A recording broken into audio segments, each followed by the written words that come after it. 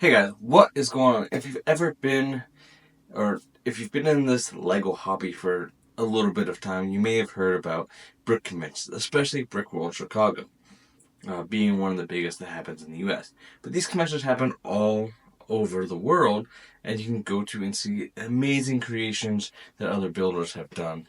And there's vendors and all kinds of things, and that's kind of the basics of a convention. But you also get to, in this day and age with so many, me being one of them, a YouTuber or social media influencer or whatever the name you want to use, you can meet these people that you see and interact with online and make friends even. That is all possible because of these conventions. And then, you get to, no detail is left unturned on most of these mocks. And you get to see some really cool creations. And sometimes, depending on how much time you have, you really can't see them all.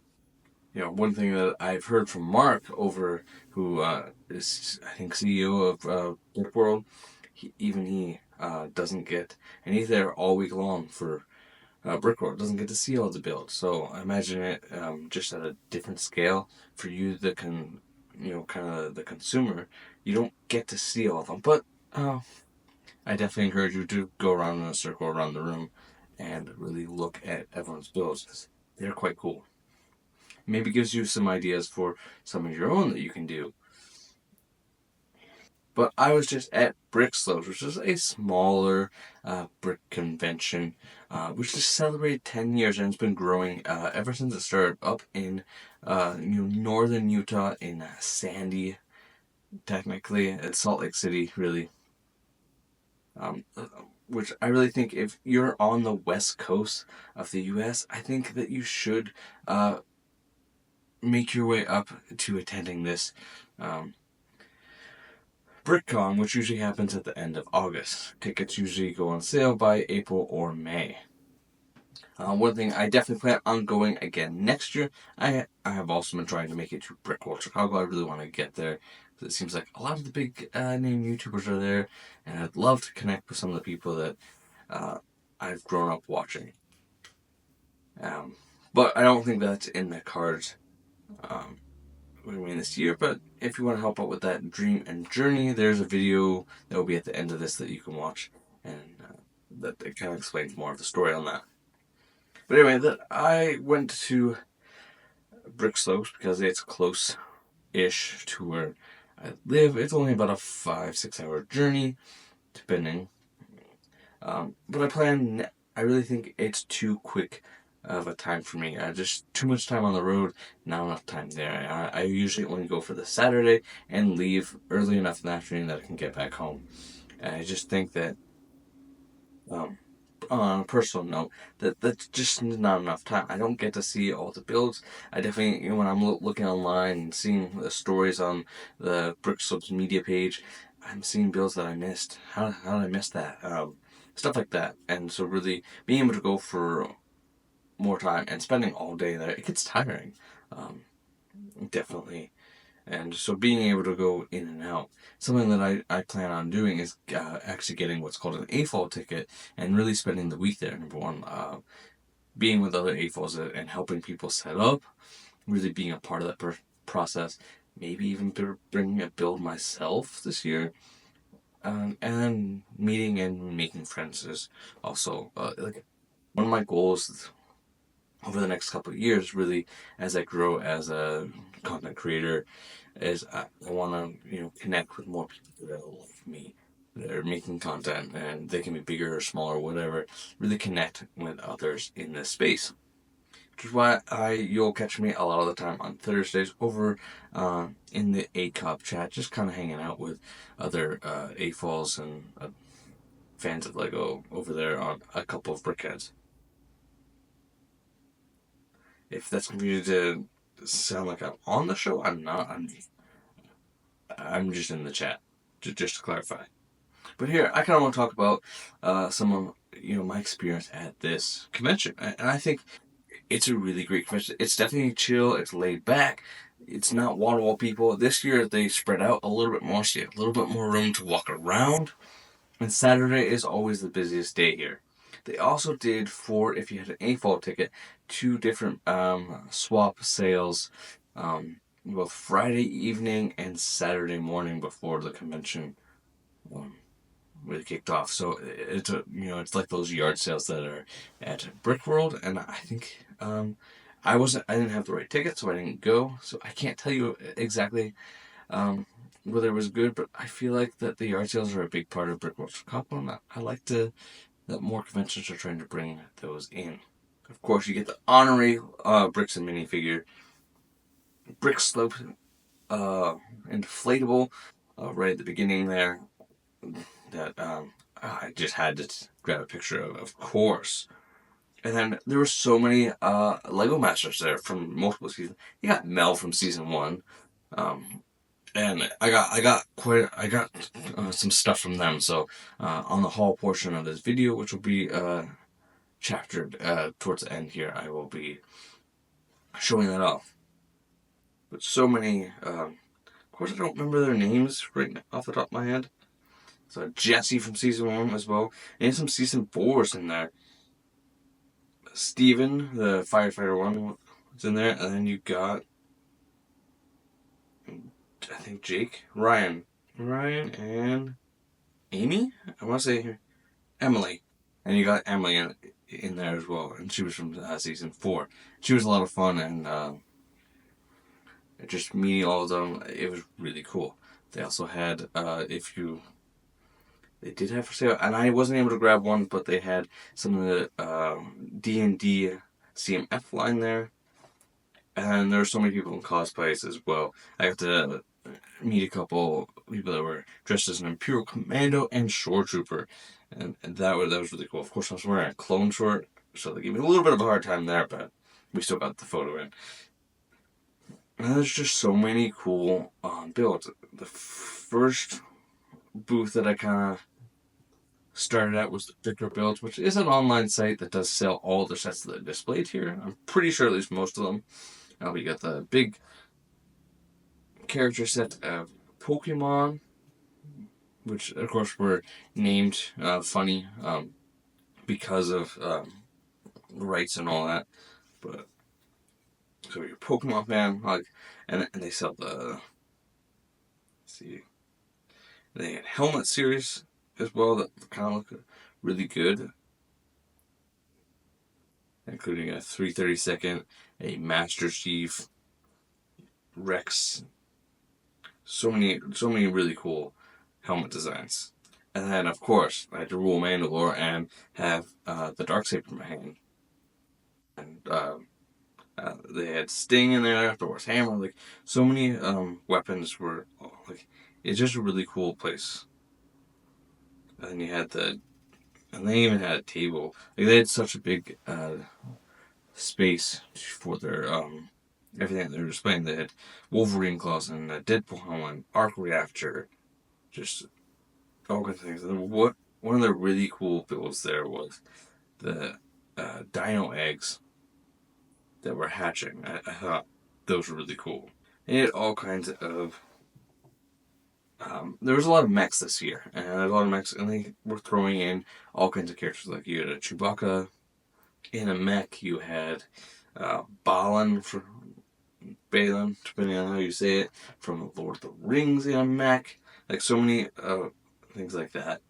And then, a lot of classic space in there, and really cool classic space mocks, rebuilding the logo in full 4D, and using some of the old sets, and then recoloring some of those sets as well. And just seeing some of those old 80s sets was really cool, and I really liked seeing that. We had the 7 Dwarfs. Mine, from and then one of my favorite sets was the 2 pirate ships from Pirates of the Caribbean. You had a bigger size Black Pearl, and then you had the Endurance as well. And they weren't fighting it off, but they were really detailed ships and really cool. Of course, you did have 2 ships fighting it off. I'll show you in a second. And you had the Kraken with the Black Pearl. There was a lot of pirate ships. This year's theme was Let It Grow. And there was a lot of that. But there was also a lot of pirates and mechs and all kinds of other things as well. Well, no, here's one of my favorites is, what was it called? Roasting paleontologists roasting on an open fire.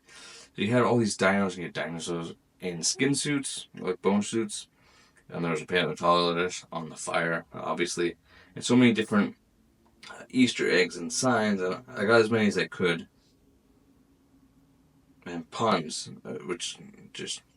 And it's actually based on a place here in Utah, I'm pretty sure.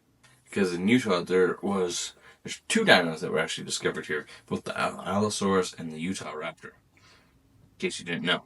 But yeah, I will put those signs in here. I took so many pictures of that because it was really cool. And then they kind of did next to that, just kind of keeping on that dino theme. They had, it was like what do you call steampunk dinos, which were really cool. Which had all kinds of like little characters, like minions in there. Like there was a lot of minions in these builds, which was kind of funny. And like these intense, detailed castles that just have so much going on, as well as just like a shark jumping out of the water. Well, someone was fishing. Like so many details, and that's why I encourage you to really go to one of these. Like make it. And then we had the big, gigantic castle that was very heavily inspired by a lot of the Lord of the Rings. You have the towers that were designed for Return of the King. You also had the big trebuchet that actually could launch. It had slopes that were very much like Helm's Deep, just on the wrong side. You had a hole in the wall on part of it. Just really cool. And you had this big farmland. I don't remember what the build was called, but it was absolutely pretty epic. Taking up like 3 tables, just so awesome.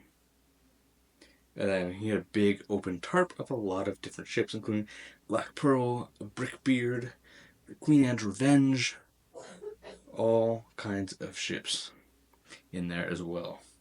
And then we had a bunch of Marvel, which had a lot of Easter eggs in there. And I'm not sure that I'm going to be able to point them out, but you can pause the video and zoom in, especially if you're on mobile. You should be able to do that. We had Avengers Tower, Sanctum Sanctorum, and the Daily Bugle. It also included the taxi that was a gift with purchase on that big UCS. And you've got the Hulk in there, like all the things that belong in the set. But then you got some characters that maybe don't. I do believe you have some CMFs in there with Zombie Captain America and Mr. Knight fighting Thor. You have some speedsters, some DC characters with Superman in there, Lex Luthor. You have the Indiana Jones and Henry Jones. You also have Moon Knight, Red Skull, all kinds of different. You have Robin in there. Looks like maybe Green Arrow and Ra's al Ghul. You have some ninjas. Just all kinds of really cool things that are happening in there. Let's see what's next. And then you've just got some other kind of random builds. You have Rocky in there, Barbie's house, which I didn't get a good picture of, so you won't see that. Flintstones on Vacation was in there. And then you have Pelican from the Halo series. You have Woody's hut from the Woody Roundup Toy Story. And you may not know of this, but you have VeggieTales of Bob and Larry, the Spaceballs poster, some Zelda stuff. There was a lot of Zelda stuff there. Hogwarts Castle, and someone did an unfinished Hogwarts Castle in there, but I didn't take a picture of that. And then in here is going to be the moving Indiana Jones truck that the everything kind of is motorized, which was really cool. And you have Perry the Platypus. And I got to meet a friend of mine as well there, P&G Bricks, and some really cool Lord of the Rings, Star Wars sets, Star Wars mocks as well. Like It's a Trap, which is a mouse trap with Admiral Akbar, really cool. Some fun Ahsoka, a brick built, and a mosaic. R Trooper 5's helmet, which was really quite cool. Very, very good looking. Better version of that. And then you have like a Rancors taking on the Mandalorians. Awesome. A Jango Fett Slave 1, which is modeled after the 2019 Boba Fett, I believe, or maybe the UCS one. I think it's a UCS actually. You also have Buzz Lightyear Slave 1, and some Starships Collection ships as well. Some are official sets, some aren't. They look really good here though. You have the Ghost in that size as well, which is like his hair. And then some Umbara mocks as well, I think are really cool. Because you get both where the 212th and 501st fought each other, and then you have kind of more of the exploring Umbara. So there's two kind of really cool Umbara mocks. And that pretty much covers the builds part. I did want to cover some of the things I did pick up, which was this E6 shuttle, which I plan on building live this week. And I made 2 purchases at Brickslopes, which I'll get these will be up here in better. But we have, I met the designer who designed this Jar Jar Carbonite, and then we have a couple of Brickslopes and AFOL badges there. It's Jonak. And we got some stuff from the Lego Masters. We got tank. We have this sign that says building. We have the Steven from season 4. We had Mel over here. I have some different. I got a library cards, stickers, business cards from various companies. One of them being the Brick Library, which I plan on checking out, maybe to rent some sets and get them a little earlier. One from the Verizon Amazon $5 gift card. A couple more stickers, and I'll have better images over this as well. And I did pick up a stand, which is why I have this here. I do plan on using it for this Star Destroyer. And underneath that, but I'm going to review this first before I do that. And I did get Zeb. And I'm at P&G. He gave me a little swag bag as well. Tess's minifigure there.